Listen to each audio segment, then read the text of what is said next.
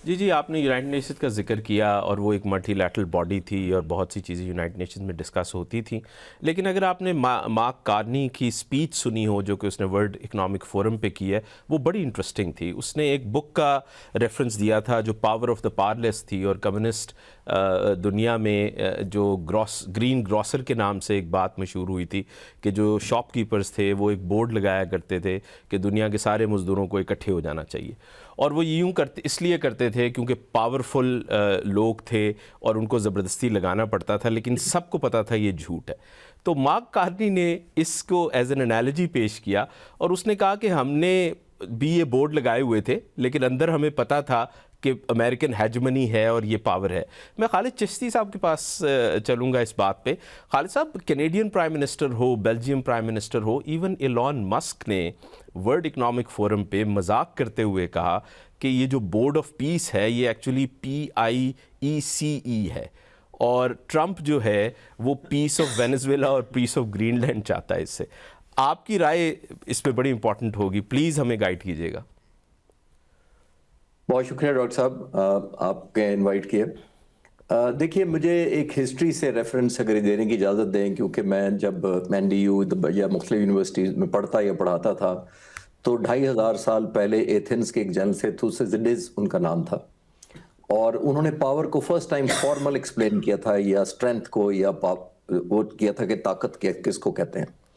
तो उन्होंने अंग्रेजी में कहा था the strong must do what he can and the weak must suffer what he should, जिसका मतलब 2500 साल पहले था और मैं समझता रहा था कि ये 2500 साल पुरानी बातें हैं, ये रेलेवेंट नहीं है।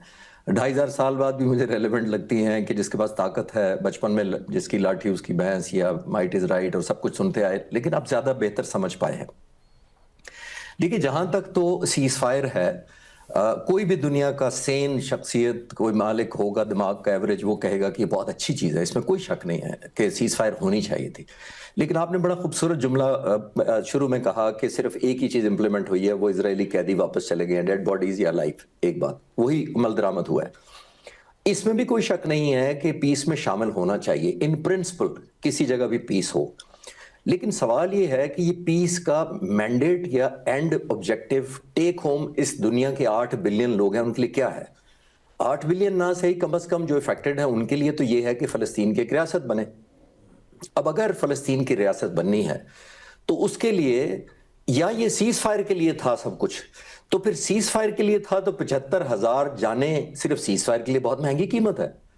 तो ये तो इसराइल को डिक्लेयर करना चाहिए था कि मैंने बमबारी शुरू करनी है, 75,000 की फिगर पे मैं सीज फायर कर दूंगा।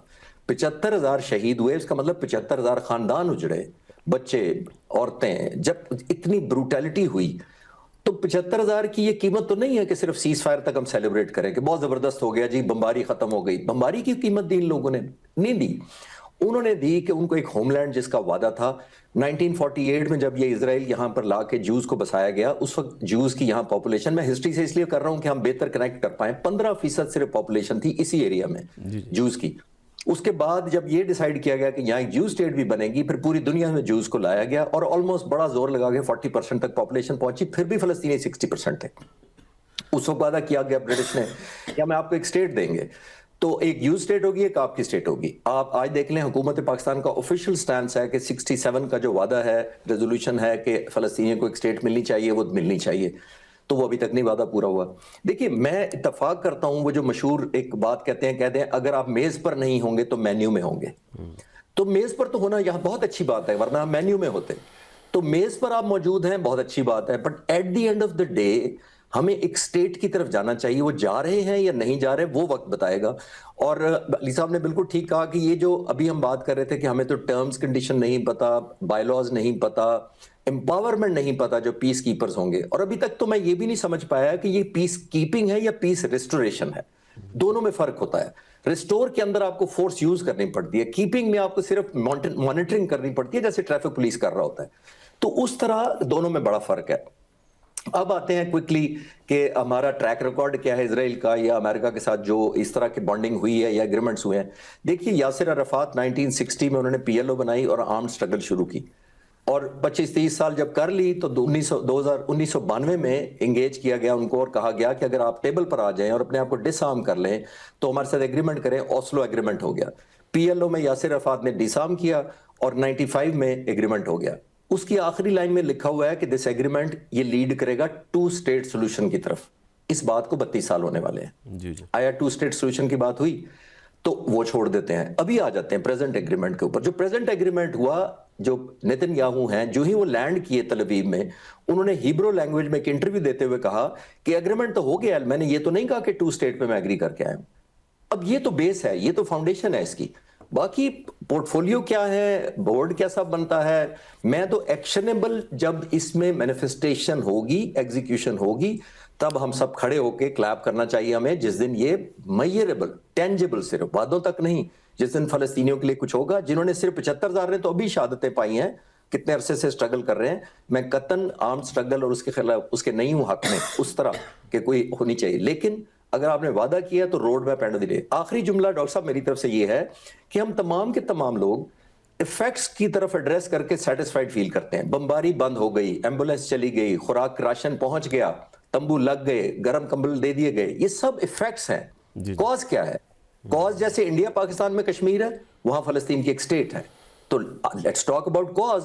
कॉज की तरफ लोग कम बातें कर रहे हैं, इफेक्ट्स को अगर हम ओवरकम करते हैं, उसको हम सेलिब्रेट भी करते हैं, and we feel happy about it. मेरा तो इस पे ये। मैं अली बुखारी साहब की तरफ आऊँगा। अली साहब, जेरेड कुशनर ने एक प्रेजेंटेशन दी डावोस स्विट्ज़रलैंड में, और हैरानी होती है इन लोगों की सोच पे कि वो एक पूरे का पूरा प्रॉपर्टी से रिलेटेड प्रेजेंटेशन थी, जिसमें वो बता रहे थे कि जी हमने किस तरह मेडिटेरेनियन पे हाई स्काई टावर्स बनाने हैं और हमने किस तरह वहाँ पे रियल स्टेट डेवलप करनी है, और कोई ज़िक्र नहीं था उसमें फ़लस्तीनियों का या सेटलमेंट का, कि अभी भी क्योंकि हमास जो है वही लीडिंग ग्रुप है गज़ा का जिनसे कि आपने निगोशिएट करना है। तो आपके ख्याल से क्या ये कुछ कर पाएंगे? क्या अगले मूव्स क्या हो सकते हैं? डॉक्टर साहब, बात यह है कि हर मुल्क के अपने अचीवमेंट्स के लिए अपने गोल्स होते हैं। मुझे तो यही समझ नहीं आई कि हमारा इस सारे प्रोजेक्ट के अंदर हमारा मोटिव क्या है, हमारी बेस लाइन क्या है, और हम लेना क्या चाहते हैं, और हम स्टांस क्या। कंफ्यूज किस्म की पोजीशन में आप खड़े हुए, आपकी गवर्नमेंट कंफ्यूज किस्म की पोजीशन पे, आपसे मुराद गवर्नमेंट है ना, रिप्रेजेंट तो वही कर रही है जैसी तैसी भी है। अब बात यह है कि मैंने जैसे एक बात आपको कही कि उनका अपना एक स्टांस है, वो आपके यूरोपियंस हों या वेस्टर्न वर्ल्ड हो या अमेरिकन्स हों, उनका एक अपना स्टांस है।